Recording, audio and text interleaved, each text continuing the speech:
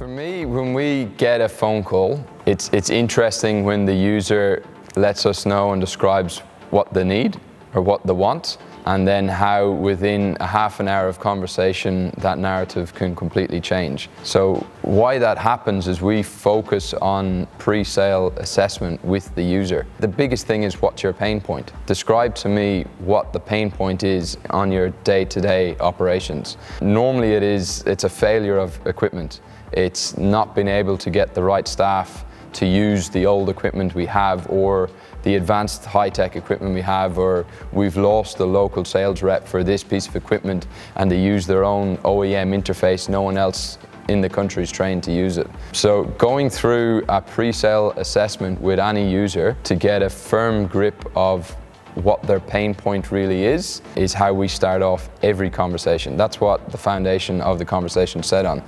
I don't like going straight into talking about the machines, because that's irrelevant. We've got multiple systems that may or may not work for your application. We'll help you choose which one fits your needs, but until we work through your pain points and see where we can focus our attention, we can't really go any further in the conversation. And I think then that's what changes the customer's feelings towards approaching BG Precision very quickly.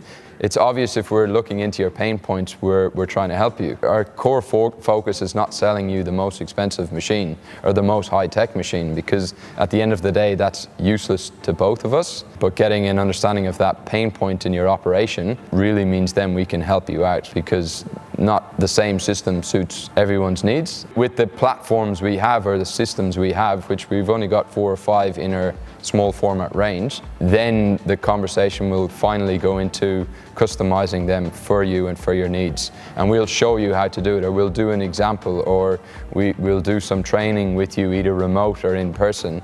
And again, like I said, is that we can train you in our interface in 2 to 3 hours, and you'll be cutting parts on our machines by the end of that 2 or 3 hour training session.